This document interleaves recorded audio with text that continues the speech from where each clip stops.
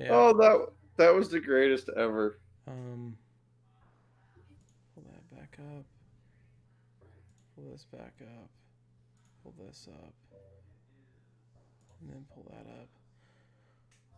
Alright, let me go to here. I'm going to make a cup of coffee. I am going to. What the? Why is there a red dot? I don't know why there's a red dot, but okay. I'm going to do my check real quick. Check 1 2 1 2. Alright, go here. Cancel that. Nope, that's not what I want. Check 1 2. Check 1 2. And Ryan, go ahead as well. Check 1 2. Check 1 2.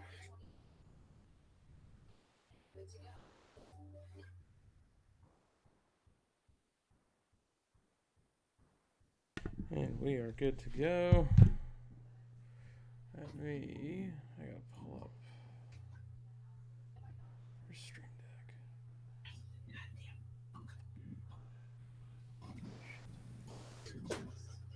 Gotta close out everything.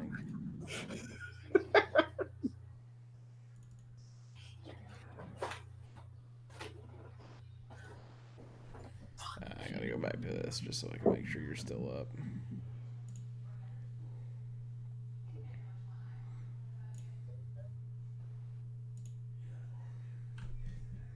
Alright, I'll be right back. Mm-hmm.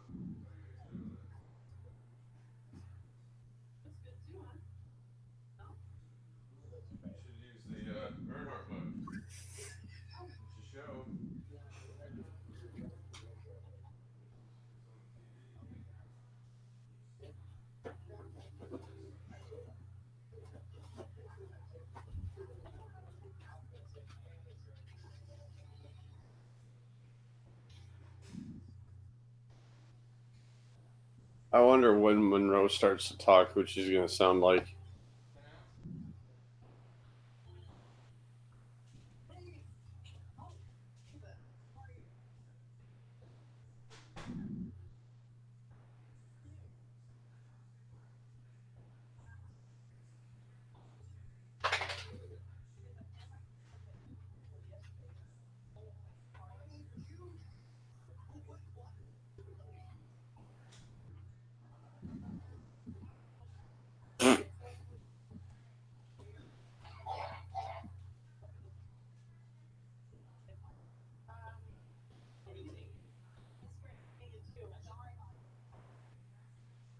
It sounded like Dolph never did that before.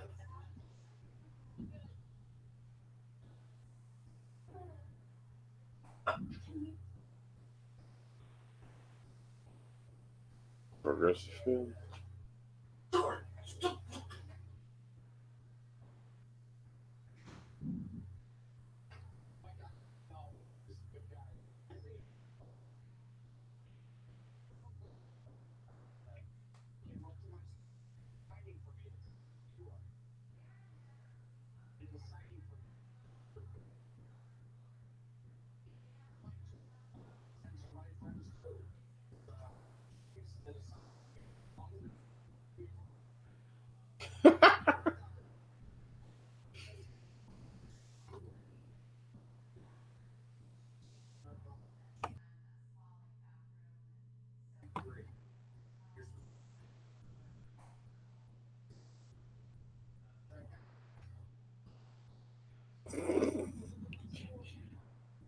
And how?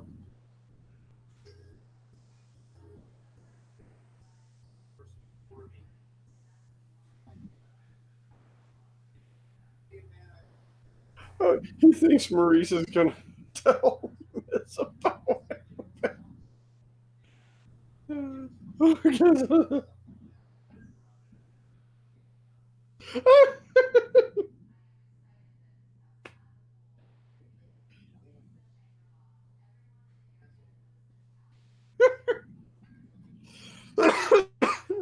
Oh, that's great.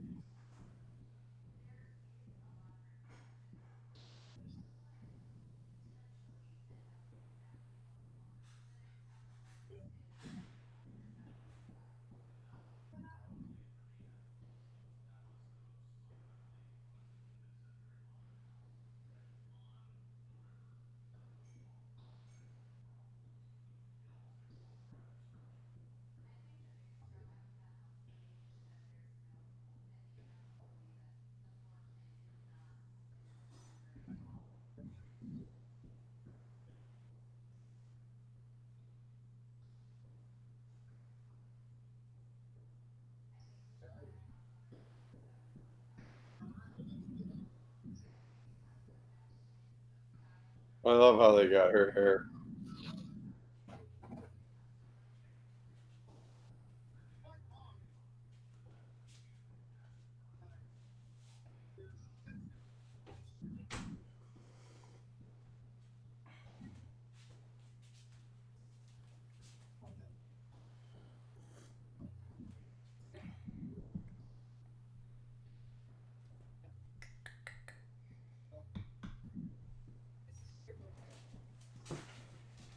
Oh boy!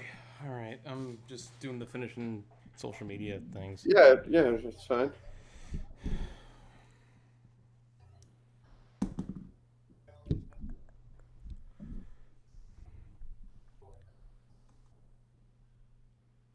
I'm gonna share to Facebook.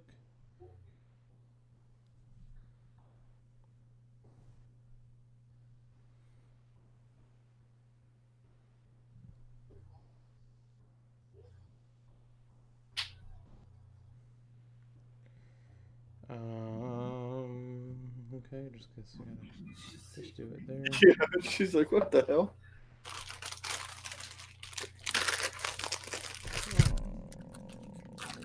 Hold on a minute.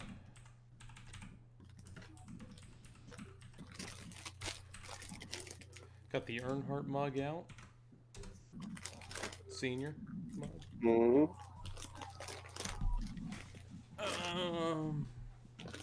All right, we're gonna go live here soon. So you set to go? Yeah, I'm ready to go. Eating a peanut butter cup right now.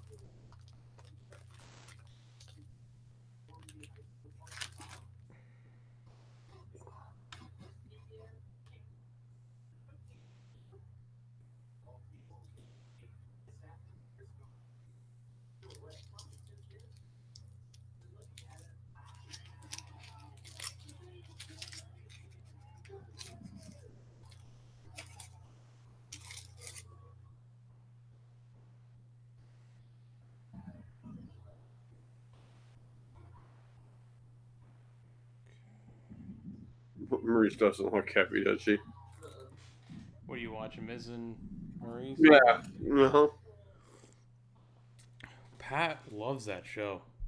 It's a good show. I laugh at it. Well, that's not saying much, Ryan. Well, I don't really watch TV anyway. Oh man. Well, it's funny too because Dolph Ziggler and Maurice are. Dolph's there too. Dolph Diggler. Yeah, Dolph Ziggler's there, and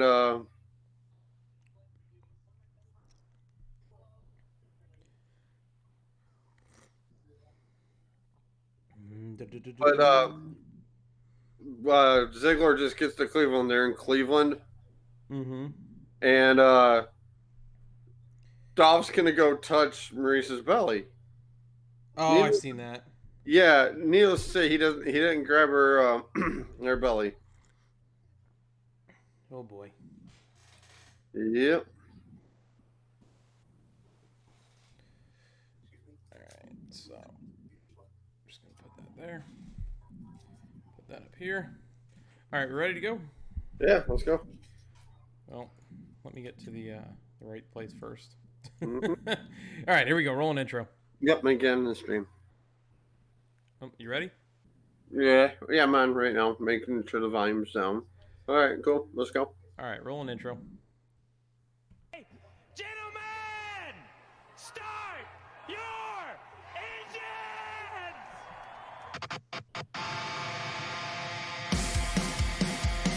I guess I'm out of control.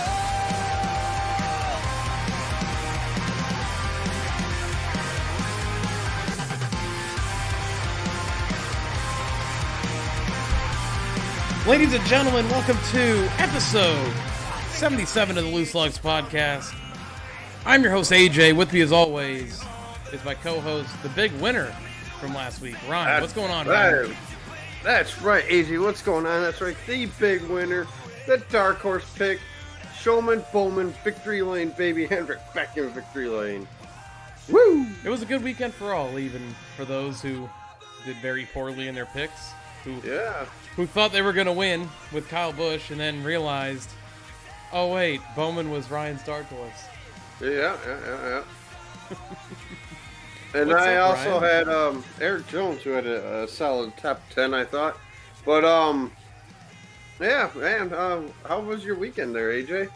I can't even remember what I did. Now, I tell you what I did. We went to Chick-fil-A, and yes. Yep. Yes, you went to Chick-fil-A. We were talking about this on Saturday before you went. Yep. And then so we went to Chick-fil-A. It's the first one that's here in Michigan besides at the airport. So we get there, and the last time I was at Chick-fil-A, guys, was in 2013 when I was in Bristol. And so it had been a minute since I've been to Chick-fil-A, and my mom wanted to take Sarah and I and hang out with Logan. So we all went to Chick-fil-A, and we get in this place, and the line is, it's a big line wrapped around the restaurant, but it moved quickly. The grilled chicken nuggets that they advertise for on TV are on point, and man, good food, and overall it was a fun afternoon. Maybe somehow, by the grace of God, we'll get a Chick-fil-A sponsorship on this show. Oh, man, or Taco Bell, one of the two. Sheesh. I'd be good with either. I'd be good with any food sponsor. That's right, Al. Yeah. But yeah, like I said, we did that, and then we went shopping. Logan got a car bed for when he gets out of the toddler stage and all that, so which is cool. So yeah, overall good weekend. Came home, caught the end of the Xfinity race, and then had a good old weekend, enjoying the race on Sunday. So I think Friday night I went to a bonfire. I remember that. And then Saturday was my grandfather's birthday, so we celebrated that. Oh, very nice. Happy birthday, Grandpa. Yeah, happy birthday. And watched the Xfinity race, which we'll get into it, but it was calm as hell, and then all of a sudden the floodgates just opened up. Went to Waffle House Saturday night. Oh, man. Which I love Waffle House. Backstory. Up until this month, these last 30 days, I had never been to a Waffle House in my 23 years of existence. Really? I have been there 4 times in 30 days because one just Nice. opened up by my house. Not bad. I've had a different thing every time, but I've enjoyed it. And then Sunday naturally watched the race. Oh yeah. So By the way, speaking of Waffle House, AJ, not to cut you off there, but when we stayed in Kingsport, Tennessee, when we went to Bristol, we had a Waffle House right next door to us. So it's kind of funny how you're mentioning you guys just got a Waffle House built right next, or by you guys, which is awesome. So Patrick says he loves Waffle House. Like, I'm right there with you, man. I love that place. oh man, they are damn good. I wish we had more. I wish we had some around here. Who doesn't love like the fact that you can order your food, right? Yeah. And like you have a conversation for like 3 minutes, and then you look back, and here comes your food. You're like, what? Wow, it's like you knew I was coming. Exactly. Then watched AEW. I watched Revolution Saturday night. I tried to find a stream. I couldn't find a stream. So I paid for it. Wink, wink, nice. nudge, nudge. But I know normally we don't get it. Well, I know we're not a wrestling podcast, and I know a lot of you probably don't watch wrestling, but bear with me here, just for a few minutes. Just sit tight with me. About a year ago, Ryan, was when AEW really came and hit the surface of the wrestling industry, right? Double or nothing and all that, all in. And I said then that I think AEW can take over. I said it on this show. I said I think AEW can give WWE a run for its money. And then I saw the pay-per-views, and I said, these are better than what WWE is putting out. Ryan, a year later, what is everyone saying about AEW? That they enjoyed the pay-per-view. They enjoyed it. It was wrestling. It wasn't no, story here, story here. I'm going to fight you 40 times on Dynamite just to get to one pay-per-view. And right now with how WrestleMania is booked, I know we're on the wrestling talk right now. With the way WrestleMania is booked right now, there's only one, possibly two matches I want to see out of this whole WrestleMania card, and that is Edge and Randy Orton. I think if they give them time, they're going to tear down the house. And also, sounds like they're setting up Seth Rollins, Kevin Owens. Two matches out of this entire card. Looking at the AEW card, I wanted to see every single match on that card because, Darby Allin and Sammy Guevara, I love both those guys. I think those guys got bright futures in this business. They put on a hell of a display last night on Dynamite too. Yes, they did. And Dynamite was awesome last night. And then it was the Young Bucks versus Omega and Page. I heard. I haven't seen it yet. I'm hoping to catch it on YouTube whenever someone uploads it, or it could already be uploaded. But I missed that one as well. They're saying it's the match of the year so far, and we're into March. I love what they're putting out. I think John Moxley, formerly Dean Ambrose, is hands down one of the best things they have going for him right now. What's that? I like their tag team division. The tag team division. I was thinking about this last night watching Dynamite. Like, I love watching the SCU, the Bucks, the Lucha Brothers. The Bucks naturally, Lucha Brothers naturally, even the little best friends. The stable that Jericho's formed together, with the Inner Circle. It's like it all gives you that old timey wrestling feel, like the Attitude Era of WWE in a sense. Yes, it does. It's that all the time, and it's awesome. And Jim Ross commentates it all. So. And I love the special surprise that they had last night. Ah, yes. Yeah, so I'm not going to spoil it for anybody that didn't watch it or anything like that. But I texted Tony last night about it, and I'm like, man, he looks in good shape because I remember the last time we saw this certain individual, he was at Bound for Glory for TNA that was here in Detroit, the first pay-per-view outside of the Impact Zone at the time, and he looked terrible. DDP Yoga Man did him, Scott Hall, and a couple others wonders, man. So did you see? I know we're on this wrestling talk, and we're gonna get out of this here in just a second. Did you see how they had their Super Showdown? WWE did on was it Friday? Thursday. And Goldberg wins the title, and Scott Hall on Twitter is like, "Someone bring me my taser." Yeah, I love that comment. I'm like, because I remember that Starrcade. I think it was Starrcade '97, if I'm not mistaken. And we're at my dad's apartment. I think it was a Saturday because they did it the Saturday before the Starrcade. No, never mind. I'm thinking of NWO sold out, but I'm like, I want to get this pay-per-view. Kevin Nash, he's the champ, or going after Goldberg. I always liked Kevin Nash, big sexy, and I was pumped when Goldberg lost, and I just to see him win it at Super Showdown was a shame. I don't know. I think it. You said you were interested in the Edge Randy Orton match. I am as well for WrestleMania, but I don't know if we can get like a good one of those 5-star Cena matches out of him for WrestleMania against Bray Wyatt. I hate how they set it up. I just think that could be a really good, like a sleeper match, if you would. I was talking to one of the guys at work who follows wrestling, so I'm trying to get adjusted here, but if for those who watching on YouTube right now, but I I hate how they're setting that they set this match up. I was talking to a guy at work, and I'm like, you know what they need to do, and by all means necessary, try to save this Roman Goldberg match because you know the crowd's gonna boo the hell out of it. Add Cena, add Bray to it, make it a fatal 4-way match.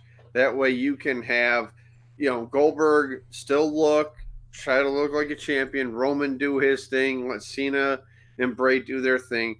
And that's the only way you're going to save this because I think SmackDown was in Boston on Friday night. That it was. Goldberg comes out and, there was a mixed crowd. And he starts talking, and the boos are getting louder and louder. And then he's like, it's not who's or something, but who's next. Roman Reigns music comes on. Back to booing Roman Reigns again. Roman grabs the microphone and says, I'm next, drops the mic. Crowd's booing the hell out of this. And Michael Cole's like, I got goosebumps right now for this incredible moment. Are you serious? Do you not hear the crowd booing your product right now? I don't know. AEW, man. That's where I am. That's right. But hopefully AEW can get a network or a streaming service, kind of like how the WWE network is. Yeah, because it's funny you mentioned that. I was looking last night, and I try to watch like clips on YouTube of certain matches that happen, just so I can I can stay current with it because I can't always watch. I don't.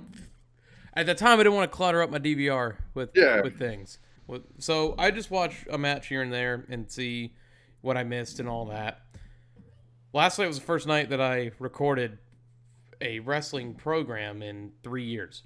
Oh, like nice. A series. And I will say that after watching the full show from start to finish last night, it makes me want to go back and watch all of them from, I think it was October when this all started for the weekly show. Oh, when Dynamite first debuted? Yeah, like I watched the one with Chris Jericho's cruise ship and all that. Like that was really cool and reminded me of old WCW, but it was so cool to see that though. Yeah, I agree with you, and I thought what you got this weekend, if you're a wrestling fan, was really good. And now we can stop wrestling talk now. Guys, guess what next Thursday is? March. What's next Thursday? March 12th. March 12th. Don't know. What happened 1 year ago that day?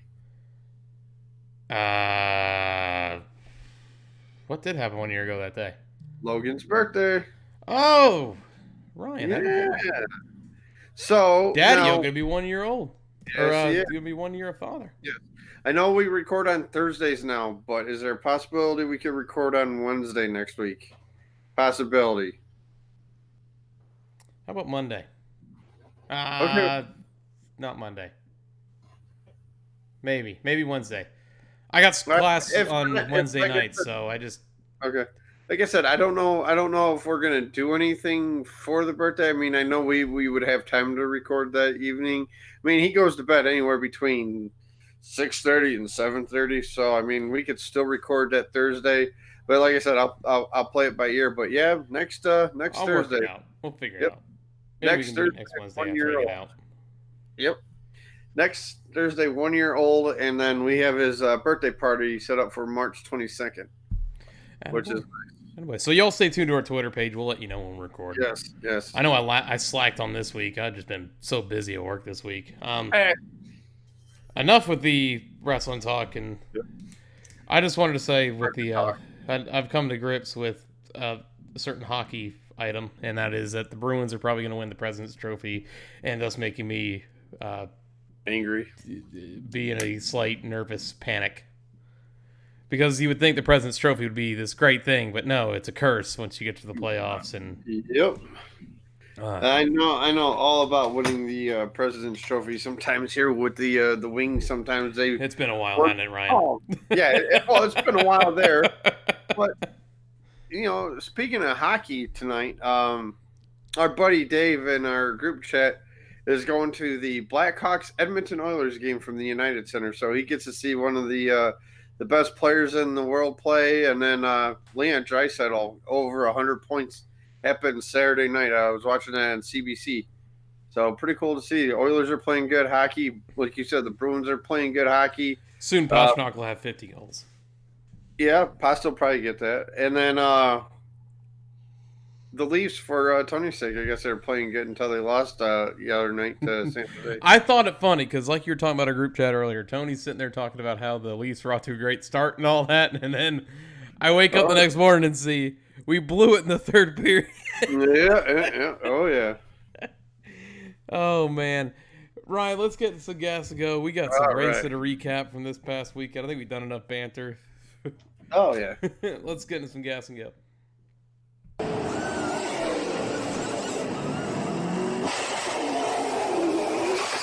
For those of you that have been with us for the 20 minutes of random banter we just had, gas and go, this is where we recap the race weekend. Kicking things off on Saturday, we had the Xfinity Series where Harrison Burton gets his first career NASCAR and Xfinity win in the number 20 for Joe Gibbs Racing. A spectacular finish, great battles with guys like Chase Briscoe and Riley Herbst. Ryan, what was your take on the Xfinity race on Saturday? I enjoyed it. I thought Brandon Jones had one of the best cars, if not the best car, until he found himself into some trouble. The first two stages, I mean, were really, really calm. And I got home because like I said, we went out for lunch and did shopping a couple times, a couple different shops. But get home, all hell broke loose in the third stage. Yeah, And- Go ahead. You mentioned that I dozed off on the couch for a little bit watching the race in the second stage because it was just like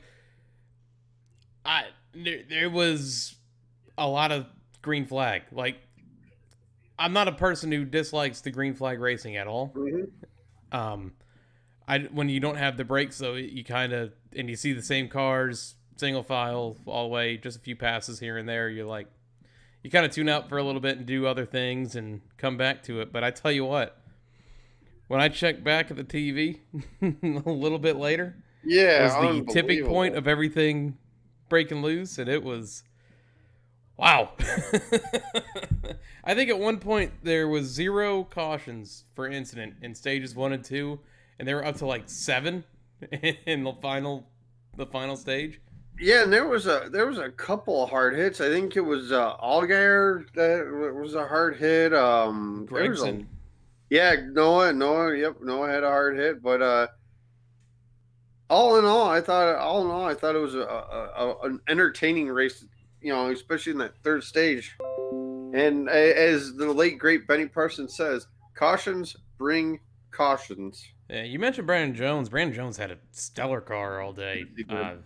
Swept the first 2 stages and just, like you said, just faltered there at the end. Getting back to Noah Gragson, he has had a rough couple weeks since his win in Daytona. That Yes, team's he on has. a little bit of a skid. I don't know if you listened to the Dale Jr. download last week, but he was talking about ways that he's talked to Noah and tried to calm him down after the whole incident with Myatt Snyder. And it's just in those woes right now for him. Yes, yeah, and I think the thing with Noah too is like they talked briefly about it at Daytona, like how last year he was struggling through some stuff, right? You know, throughout the year. Junior talked to him, and that's why for the longest time we didn't know if he was going to be in the 9 car, and that's the reason why. And now, like you said, now the last couple of weeks he's been going through some hard times right now. Sit down with him, let him calm things out, let him get back on that track because we know he can drive the wheels off a race car. He did in the Truck Series. Sometimes he's a little too aggressive. Yeah, there's nothing wrong with being too aggressive, but take step back a little bit and then focus on what you got to focus on, getting wins, winning the championships. Yeah, I agree, and I think that team's got a real good chance at winning the championship this year. I do too. And it's good to have these issues early in the season. You don't want them at the end of the season, when it really counts. Not that none of this counts anyway, but you don't want. You'd rather have it happen now so you can work out the kinks through the long race season as opposed to, right before the playoffs start or right as the playoffs have started. Or So, during the playoffs, like when you're on that, that cutoff race where you fantastic, gotta, Ryan. Thanks for bringing that back up from last year. Appreciate oh, anytime, it. anytime. What I'm here for. Just break my heart again, why don't you? It's like we've all said it though. I mean, anybody who watches racing, we got a guest on the podcast right now, Mr. Kitty, It's a cat. Mr. Kitty. But yeah, like I said, just relax right now, get the jitters out. I think what the problem is right now, you got that first win, you're like, okay, I can go out there and win every single race now. Pushing it too hard, and mistakes are happening. This is where, though, if you're Noah Gragson, you can kind of race as if, it doesn't. What you do, you can take those gambles. Yeah, exactly. Yeah, you can take those gambles and go for wins that you normally wouldn't if you didn't already have the win. So I think that this is when you can kind of like try different things and see if they work, because a lot of these tracks you'll come to later on the schedule. So Exactly. it's good to try to test the waters, I guess would be the best way to put it. And how about the 39, Ryan Sieg again, top 5 again this week? Man, that dude is coming on strong, because it's been the last couple weeks now we've been talking about Ryan Sieg, and week after week he finds himself in the top 5 now, and it's starting to pick up steam. It's great for that race team. Yes, it is, and I'm enjoying watching him come up through the field. He ran top 10 all day. I think he led a couple laps too, if I'm not mistaken. But man, that kid is on fire this year. So hopefully it can continue on throughout the rest of the season, because I know he had a hot start last year and it sort of tapered off at the as the season wound on. So hopefully he can keep this momentum for that race team. Yes, sir. I thought that Chase Briscoe had an unfortunate outcome to how his race is going. I thought there was a point there where we were going to see back-to-back weeks that 98 in victory lane, and it just didn't come to be. Had some tire issues and tore up a good race car. Didn't do the splitter damage like it normally does when it gets in the grass, but yeah, I think it's just a matter of time before most tracks take after Charlotte Motor Speedway there and put that synthetic stuff on there. And I mean, man, yeah, like you said, surprised it didn't tear up the front end of that race car underneath the race car too. Yeah, the battle there coming with just a few laps to go that was brewing between Harrison Burton and Riley Herbst. That was entertaining. That was probably one of my favorite parts of the race on Saturday. Yes. I had picked Riley Herbst too in our pick 'em, because you would pick Daniel Hemrick, who I had on my tablet. All we swapped picks. we swapped picks, and I took Riley Herbst. And I thought for a minute when Harrison was catching that lap traffic that maybe one guy was going to make the wrong move and Herbst was going to go right by for the victory. But I don't know if you noticed this, but watching Kim Burton again, doesn't it remind you when Jeff was going for the victory? It does. They put a side-by-side up of her in, I think it was 97 during Jeff Burton's first win, compared to this time with Harrison's first win, and it was like identical. And it's funny too, after the race, he's doing the burnout, victory lane and all that. Well, he broke something on the car. Yeah. Where Regan Smith, who my personal opinion should still be in a race car, or even in a truck. That's just my personal opinion. But I think he does a great job pit reporting too. But he was in victory lane, and if anybody had been to Auto Club Speedway, same victory lane spot as MIS, right in front of pit road, right that way everybody can see you. You were running. He had to, man. They did a thing on Sunday, Ryan. It was like him next to Rich Eisen, or someone posted it on Twitter or something like that. Nice. Doing the 40. I tell you what, man, he got there in time, because they were moving. They were behind on the broadcast, because there was a college basketball game that they had to get on. So they're like, Regan, run out there and interview him on the track. There was also another big thing, Ryan, and it was the anniversary of Ward Burton winning his first Xfinity race. Yes, there was. So all around, everything tied in, it seemed. Your stage winners in this one, we already said the first and second stage were swept by Brandon Jones, and then your race winner was Harrison Burton. Your top 5 following Auto Club, or after the race here in Auto Club, was Harrison Burton, Riley Herbst, Austin Cindric, who is still Mr. Consistency right now. Yes, he is. Along with Ryan Sieg, who finished 4th. Same thing, Mr. Consistency, and Justin Haley rounding out your top 5.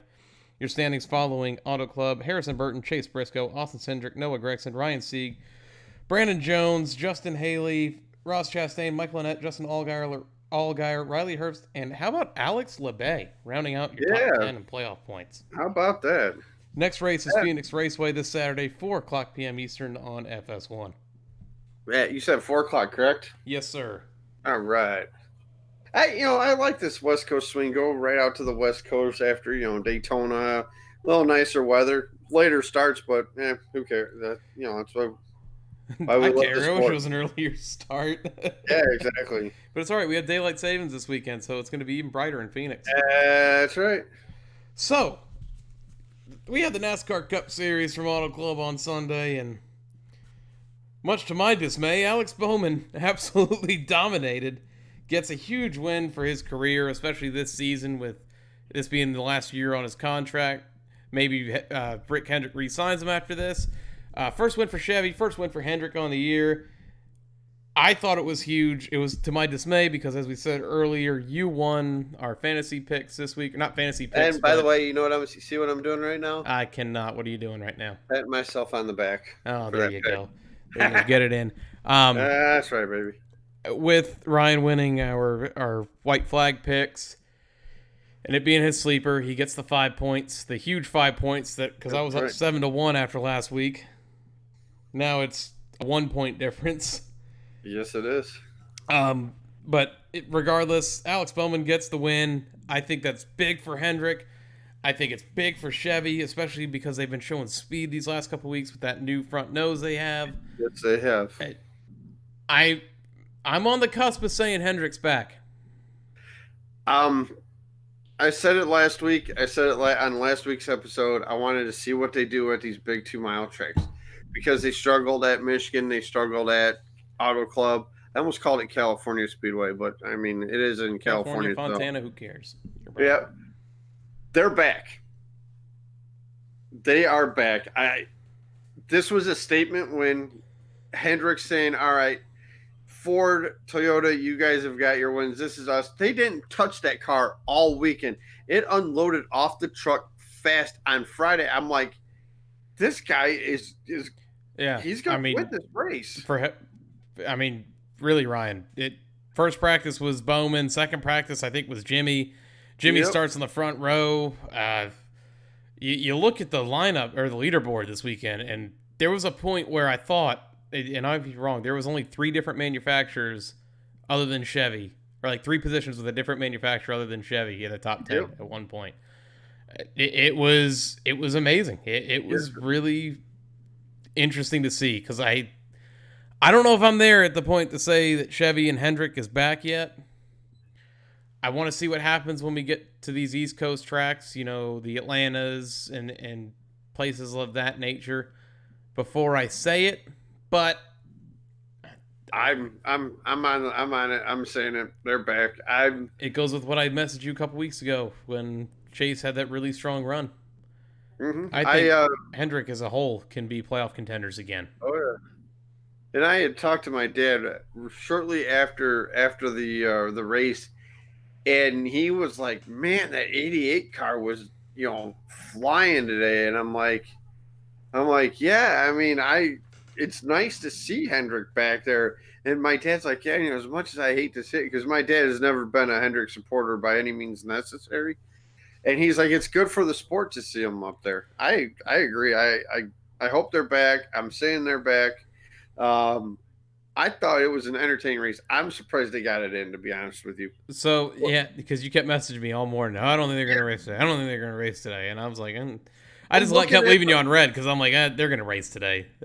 Everyone's pretty much saying it's a pretty good chance of them racing and getting it in today. I'm not going to worry about it. Friday was like in the 80s. Saturday was in the 70s. And then race day, it was in the mid to low 50s.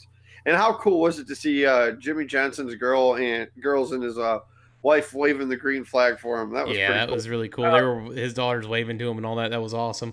And then the 5 wide salute with Jimmy up front was very, Yep. very patriotic. Also the Kobe Bryant, paint schemes this weekend were really nice. Yep. Too bad the before couldn't do anything. You were talking about Ryan Blaney or Alex Bowman and how fast of a car he had. Well, this was the first weekend where I got to listen to the two-band broadcast that you keep telling me about, and Yeah. I don't mind it. I think it's okay. But what I did have a problem with was at one point in the race they said that Ryan Blaney had the best car. Yeah. I know. thought Bowman, from the drop of the green flag had the best car. My opinion on that never changed, and that's not me saying it after the fact that he won. I genuinely thought throughout that entire race that Bowman had the best car in the field. I did too. And it just, I don't know. I thought that was the wrong thing to say because they were talking about how Ryan Blaney really had the best car, and I didn't see it. He had a good car. I'm not going to say he didn't. He had a car capable of winning. He just didn't have the best car out there. I think he had the second best car. Blaney did. Yeah. Obviously, and unfortunately, he got a tire that was going down because it made me mad because they're showing the broadcast. And they're saying they're showing Bowman, and all of a sudden I hear I have a vibration. I'm like, oh great, Bowman has a vibration. He's gonna have to come to pit road. No, it was Ryan Blaney. I'm like, why are you showing Bowman and saying that there's a vibration? And there was people asking. I don't remember if I heard it on another podcast this week or if I read it on Twitter, but people were asking if he needed to come to pit road or if he should have come to pit road. Like, oh yeah, because when you see that car coming down pit road, you see the tire dragging behind it. Yeah, like threads of the tire. So that he did the right thing by coming down. I think it shows that Ryan Blaney is the top car right now. I would say, 3 weeks in a row he's had a car capable of winning. Was almost there in the 500 before that all happened.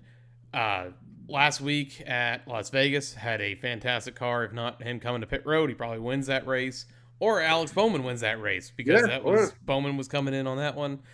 And then maybe just a few adjustments away this weekend was Ryan Blaney from winning.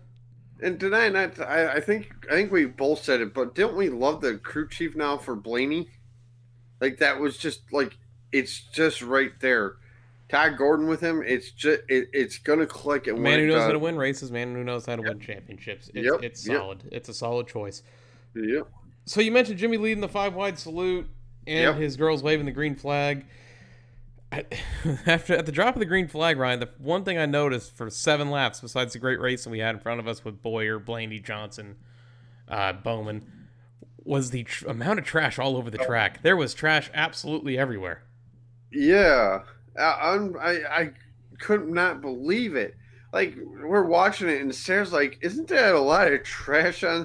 I'm like, "Yeah, it just like it was windy there too. So like anybody that has hot dog wrappers are going onto the track, and I think it was when Blaney was leading. He had like 3 or 4 pieces of hot dog wrapper on his grill, and he comes up to he excuse me, comes up right behind Reed Sorensen.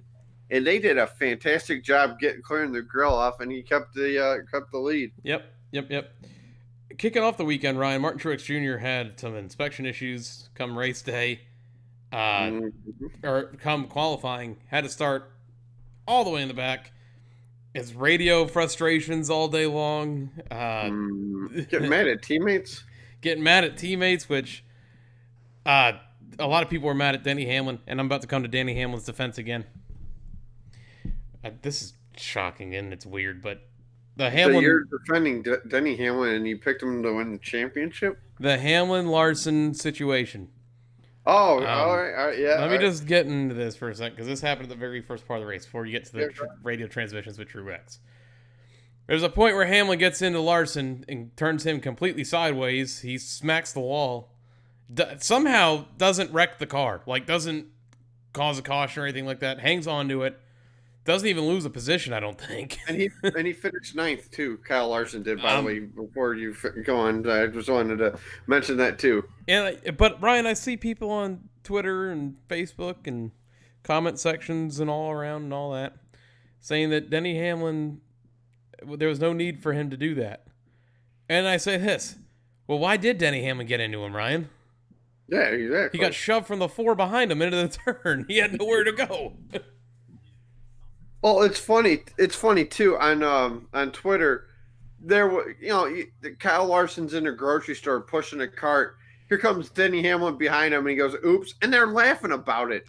Which Chip Ganassi did not take kindly to. He was pissed. Oh yeah. I saw that tweet from him yesterday. I was like, "Oh, Oh, boss yeah. man's pissed." But Well, the thing is, though, like you said, the 11 got a bump from the 4, which then got into the 42 car. it's a racing deal. Yeah. No matter how much you don't like somebody. I was mad at first, but I'm like, it's just a racing deal. But then we had the Martin Truex Jr. radio transmissions of tell the 22 and what was it, the 22 and the 2? The 11. Or the You got 11 mad to at the kiss his 11 ass? too. And Clayton Hughes copy on the kiss. If anybody is yet to watch Radioactive this week, I highly recommend it. Good listen. He was mad at teammates. He was mad at cars for coming up in front of him and not wrecking, or in the 22 for coming up, and he should have wrecked him and all that. And then the pit road issues, which crew member of his got injured on that incident. Yeah, you can't get mad at the guy for, it happens. He comes over the radio, "What was that?" And I was like, "Oh, Yeah. God." Yep. Settle down, And man. it's funny, too, that Joy and Gordon or Jeff Gordon's like, "Oh, we got another audio from the 19. Let's see how this is going to be." I'm like, oh, man. And Ryan, they really didn't have that bad of a day, to be honest with you. No, Truex had a what, top 10 finish, if I'm not mistaken? Top 5? So like, I don't think it was all that bad of a day for Truex, but I don't either. I think it was just the frustration of the weekend and the inspection issues, which another Joe Gibbs inspection issue. Yeah. Even Kyle Busch, who qualified terribly, rebounded for a solid second place finish. But Yeah. I mean, even a team like Christopher Bell's team there, who has a Joe Gibbs tie-in, he had engine issues. Yep. So Bob Pocker said a bolt, if I'm not mistaken, went through the engine, and that's what caused the engine issues. I saw on that. the, How strange. Yeah, 95 car. How strange was that? Yeah, another shout out. Clint Boyer, had a very quick car after qualified on the pole. Yeah. Then came late in the race, but he blew a tire and smacked the wall. Yeah, that's 2 weeks in a row. It happened, unfortunately. It happened to Chase, and unfortunately, it happened to Boyer this weekend. Is right after a pit stop, too. Yeah. Need to be clearing these pits, man. Yeah. But that's all I got from the race this week. If you got anything else you'd like to add to it. I thought this. I understand this is a team sport with yourself, your crew chief, your pit guys. I understand you're affiliated with, in the case of MTJ, you're affiliated with Kyle Busch, Denny Hamlin, Eric Jones, and now Christopher Bell. Why would FedEx want the Bass Pro Shop car to get in front of him? Denny Hamlin is driving for himself, his team, his crew members, and he's also racing for Joe Gibbs. Why? I don't get it. This isn't Daytona. This isn't Talladega. This was Auto Club Speedway. Drafting, yes, it does help out, but not as much as you think. I just don't understand why he's getting mad at teammates. Why is this guy not letting me in? Why is this guy not letting me in? Do you think in the 80s, the 70s, all these golden ages of NASCAR, would anybody let anybody in like that? No, I mean, there was a point there, Ryan, late in the race. I think it was like 6 laps to go or whatever. And Chase came up in front of Kurt Busch, and I was in there going, "Oh, if I was Kurt, I wouldn't have lifted." You could hear Kurt lift to let the 9 in. Like, I would have stayed full throttle. And Exactly. It all depends. Certain guys race differently. Kurt's become more of a calm driver lately. Yes, he has. In the last couple of years. And Truex, I think, with a little bit of success now that he's had, and I shouldn't say a little bit, he's won a championship now, but the success he has had has given him this mindset now that he should be competing for the win every week, just like, yes, he should. But there was also a time where Truex wasn't in the best equipment like now, and even when he was with Furniture Row, he was doing a lot in equipment that wasn't up to everyone else's, every guy that was competing for a win every weekend's level. Like I said, I know, you know, like we've stated numerous times on the podcast. Go out there, run for Bass Pro Shops. Go out there, run for your team, Auto Trader, your sponsors, everything like that.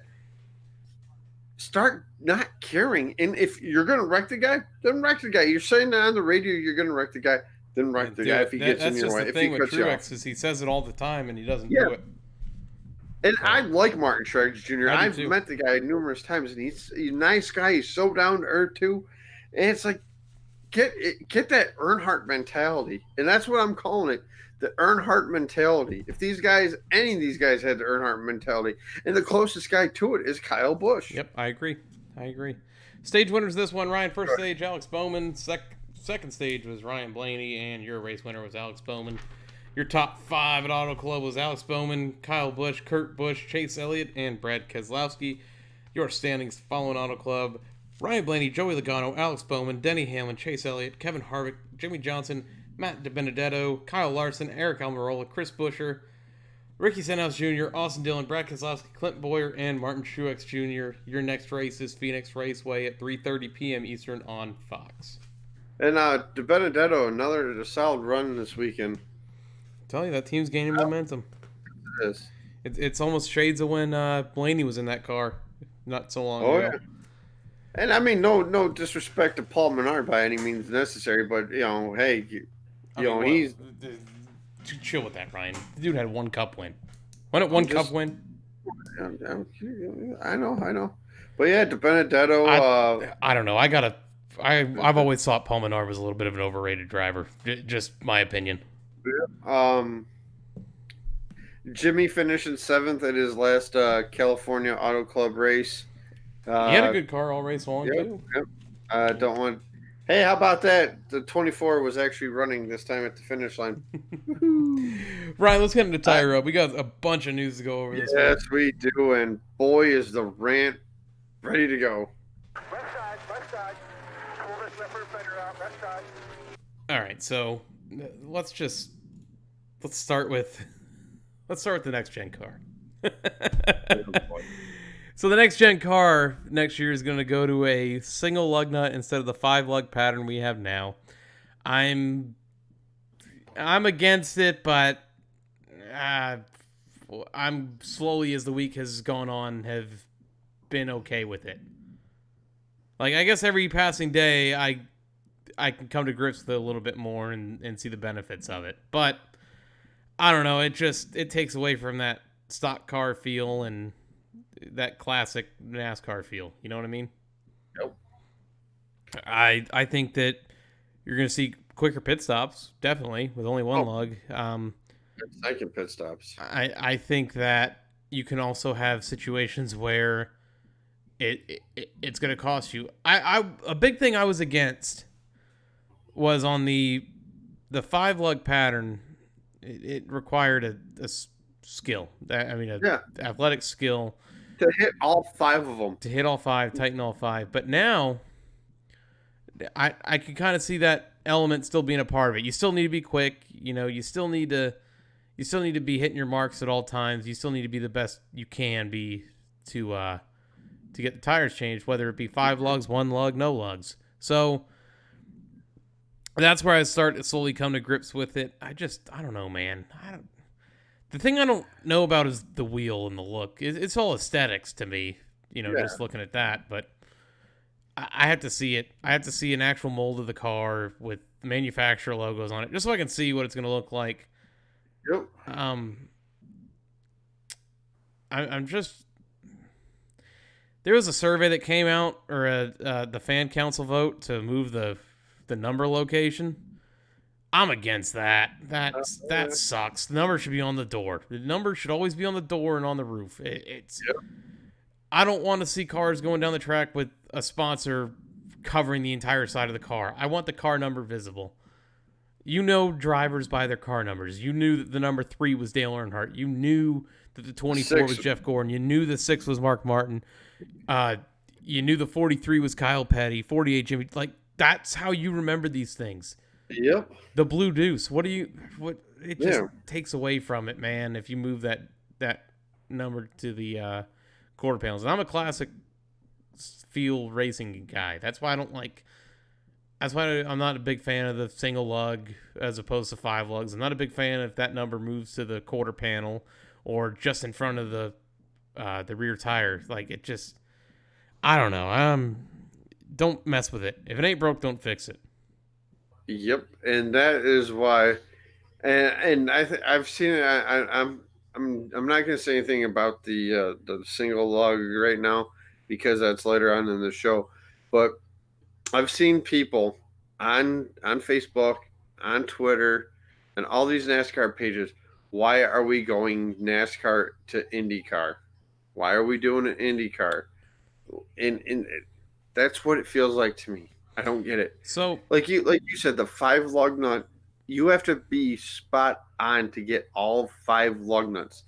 5 lug nuts loose, 5 lug nuts tight. Go around to the other side, do the exact same thing. I think of it too, Ryan, for different reasons. It's always cool to go to a race, and this is totally like, this doesn't have anything to do with the race itself, but as a fan, from a fan perspective of things, it was always cool to go to the race, go through the garage area or walk behind pit road, and you get handed lug nuts or something like that off the car.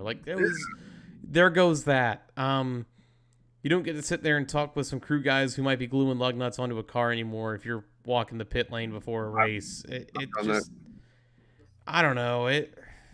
Those are the things that I don't like. Some other things that they're saying about the single lug that they're going to is there'll be no more post-race lug nut checks or lug nut penalties. So there goes our sponsors every week.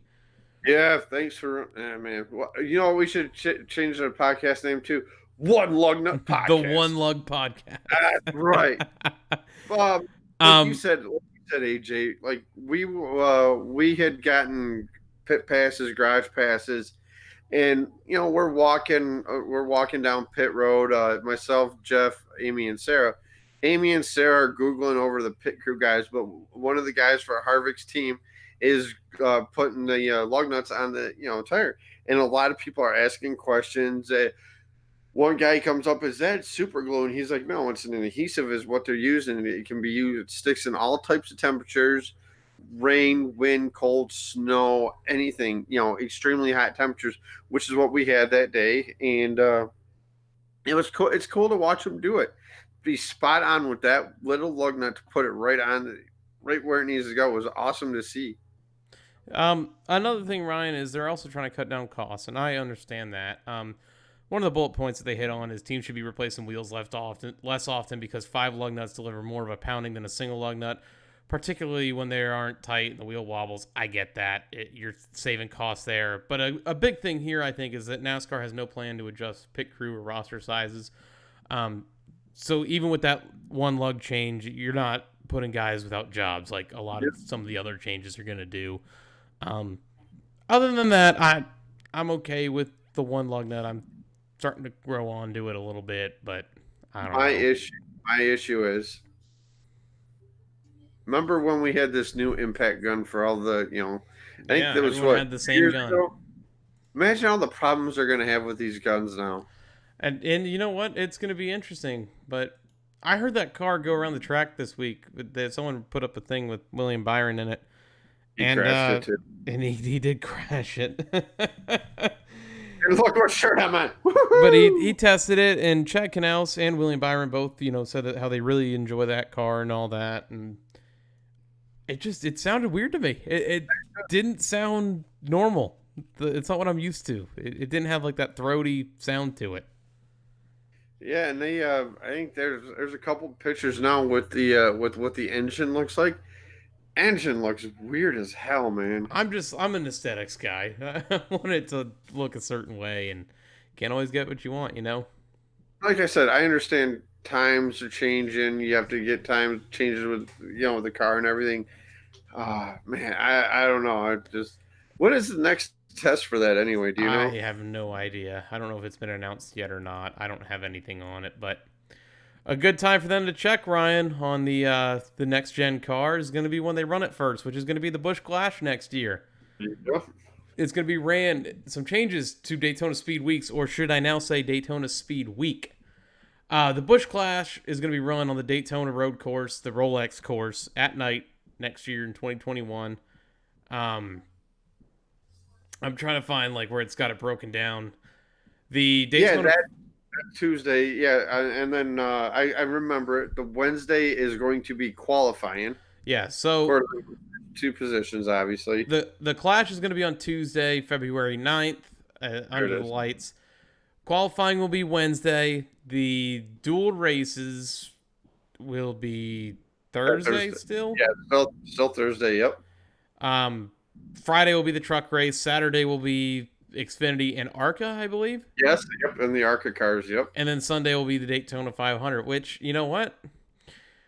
I think, Ryan, there's a little bit to this that I want to break down. The reason for going to the road course, one, it's interesting. It's something different. It's something we're not used to. It's adding another road course.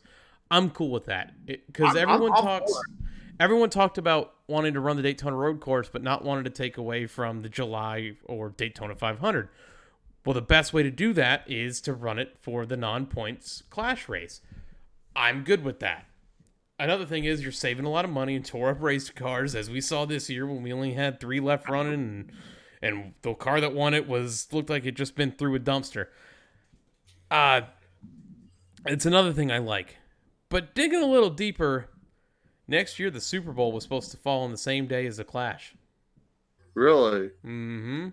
And now, on top of that, the NFL schedule being extended in the coming years, this kind of helps you counterbalance that.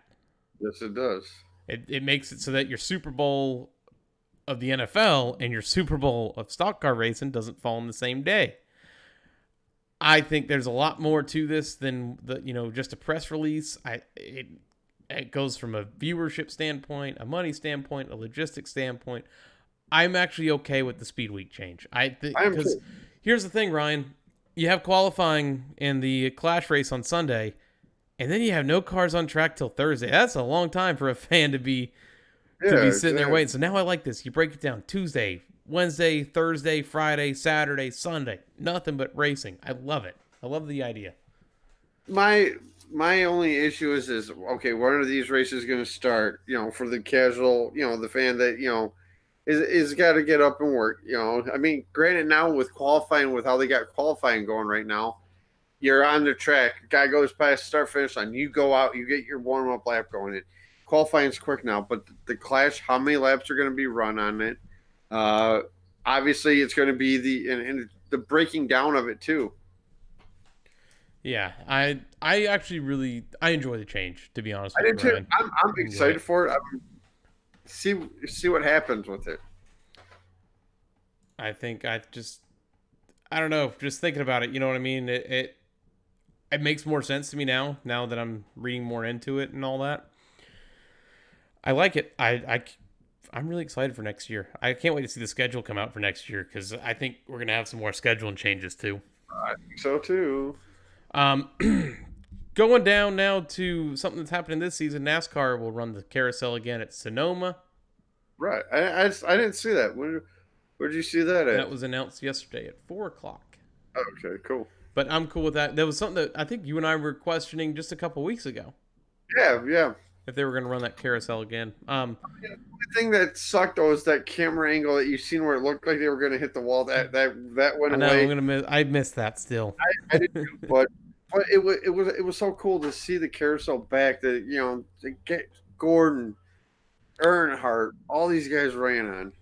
So another news article this week, Ryan, is something that Bob Pockrass tweeted. And this is just a rumor, and y'all know my stance on rumors on the show. I don't like to report on rumors unless I know for a fact they're true. But with this coming from Bob Pockrass, I listen to Bob. It's a credible source.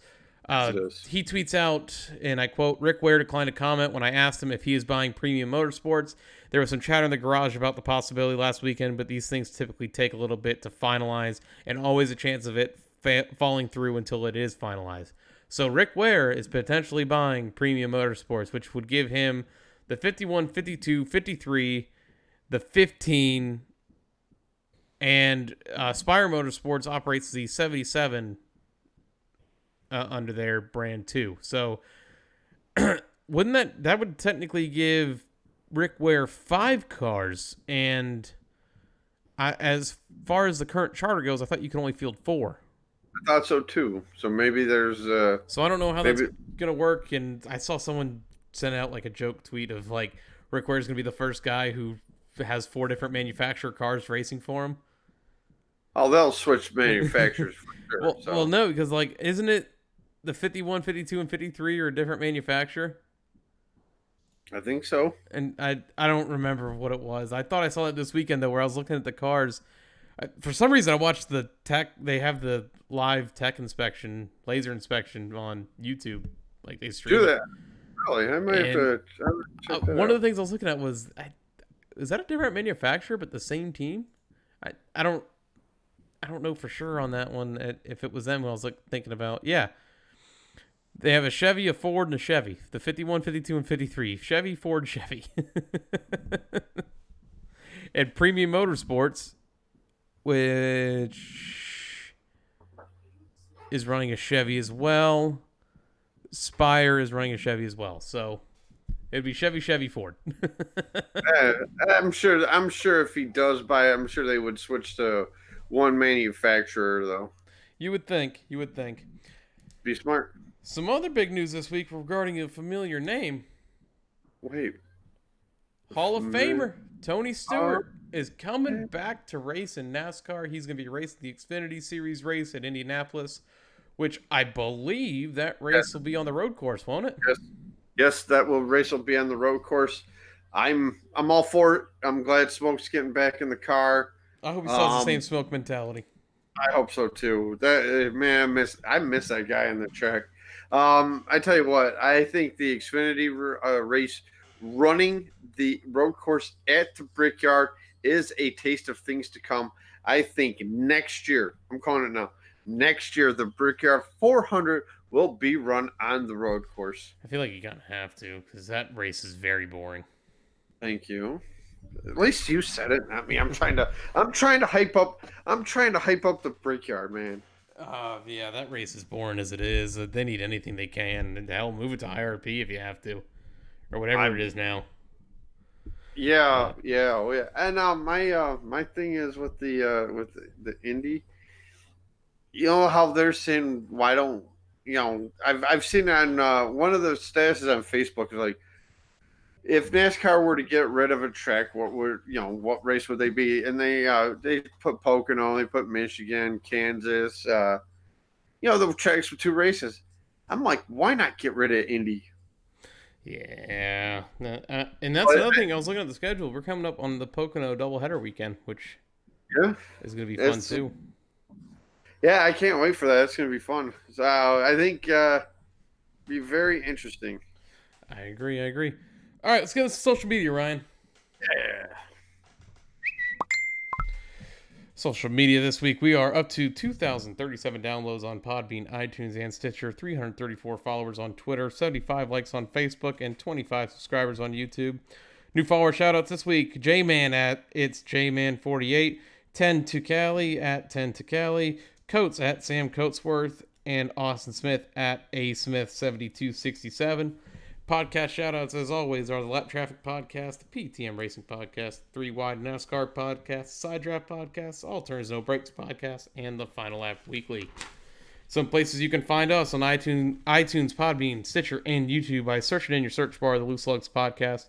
Make sure you subscribe, follow, turn on that notification bell so this way you get notified every time we upload new content, and so you can hear Ryan ding the notification bell. Ding, ding, dang, dong, ding. Ding, ding. On Twitter, we are at Lugs Podcast. You can tweet us about the show using the hashtag LugsPod. And on Facebook, we are in your search bar, the Loose Lugs Podcast. Our personal Twitter accounts, myself is at Grey Goose F150, and Ryan. Our Rancola 88. Thank back you. in victory lane. Thank you to everyone who, the new follower shout outs. I didn't mention that after like I normally do, but thank you for following us and welcome Much aboard. appreciated. Yes. Well, Have some fun, laugh. I think Eddie posted when he commented it to us on Twitter. I think he used a different hashtag for us that I like. That I would like to start calling the fans of the Loose Lugs podcast. What's that? And I'm trying to find it now.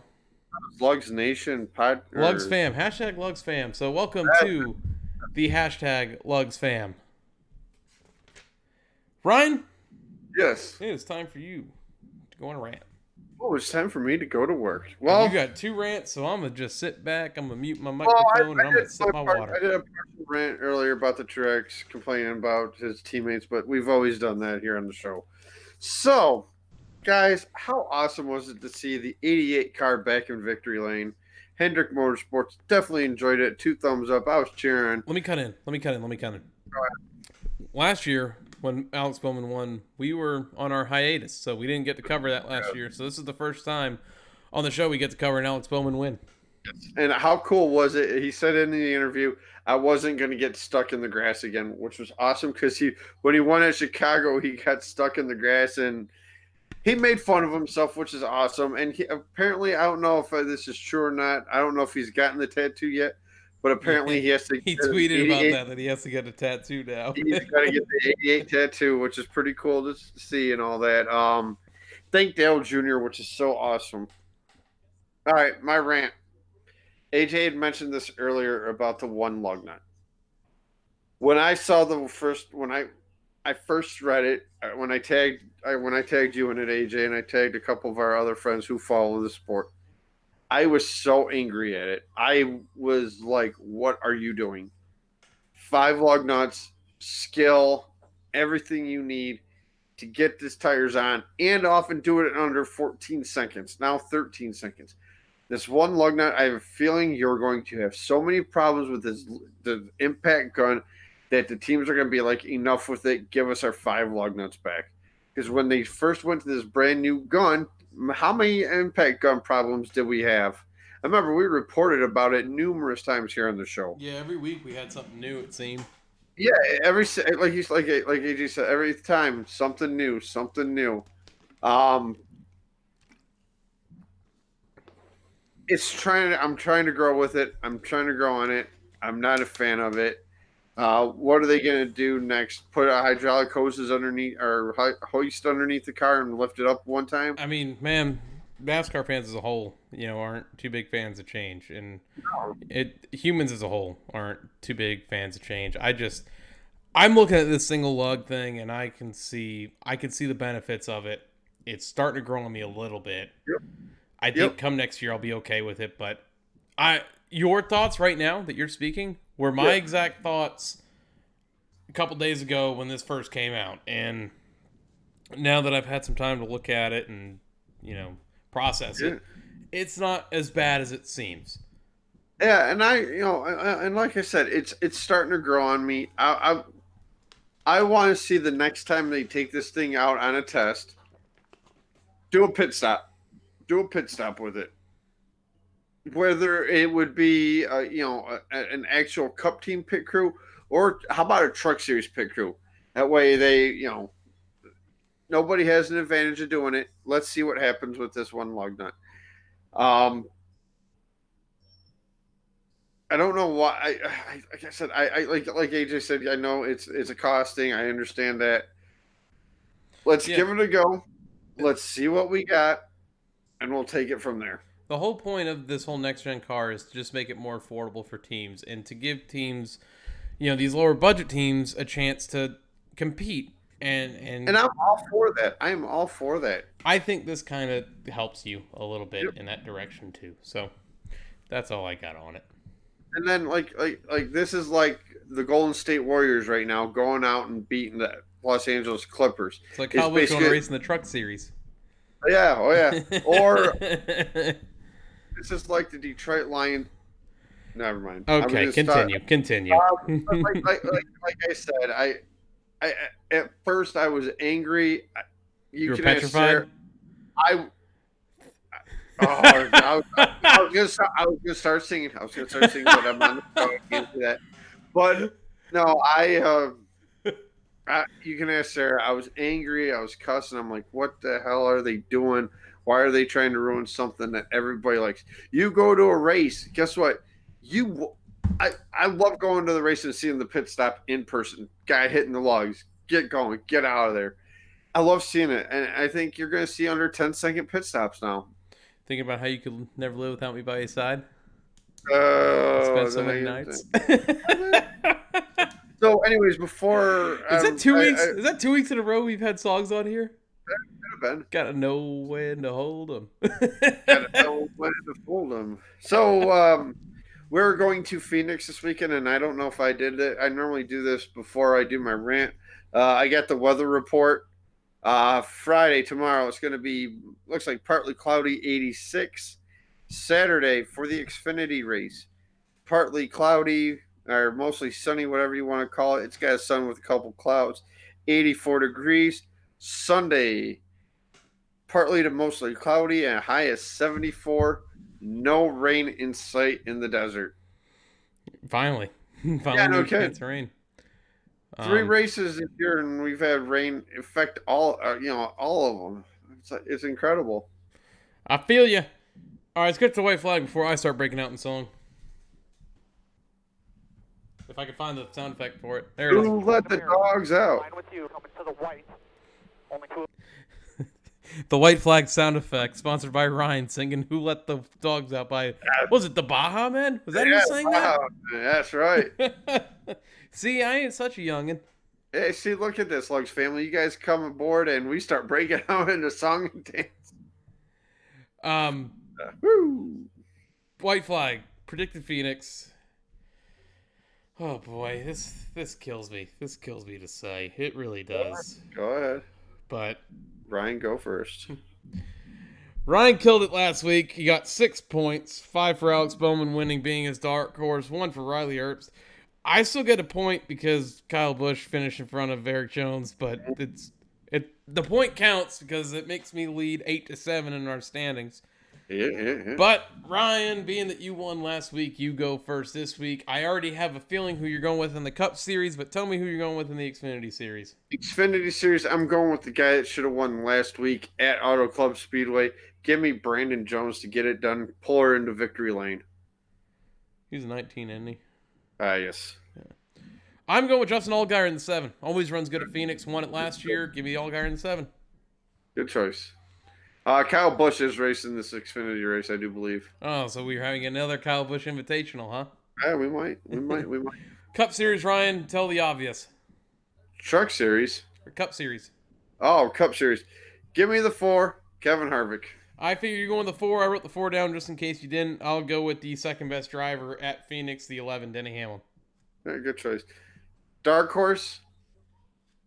I'm trying to pull the magic 2 weeks in a row.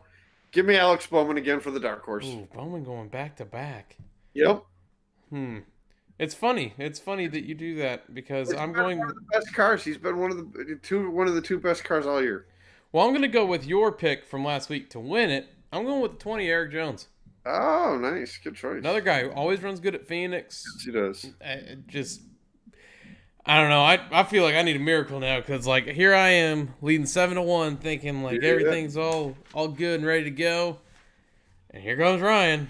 Pesky damn Ryan, who has won every year of us doing picks on this show.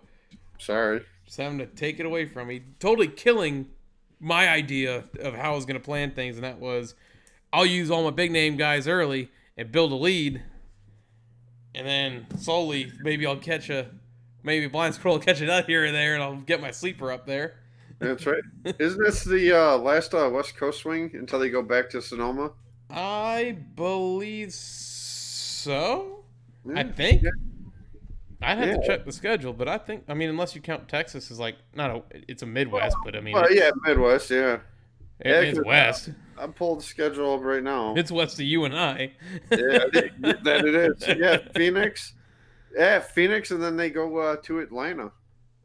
Yeah. Kansas is in the Midwest. Let's just think time difference here, Ryan. Yeah, that's Chicago's in a different time zone than us. That's right. That's right. Man, oh man, should be a fun weekend. I don't know. We haven't talked about it. Our They moved the our start other finish buddy line. Pat Ryan, the one that you know personally as well, just said that I am his hero and he wants to know how you're doing. Doing great. But yeah, I don't know if we've talked about this on the show because I think we were off when they redid the start finish line at Phoenix. What is your take on it? I love it where it is. Can't wait to see it this weekend.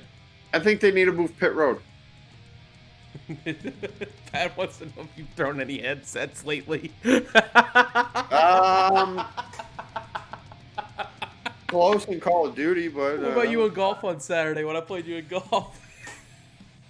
No, that was me pushing my little table out of the goddamn way. You got my way. I'm like, get out of the way. All right, Ryan, hit him with it. We're at the end of the show.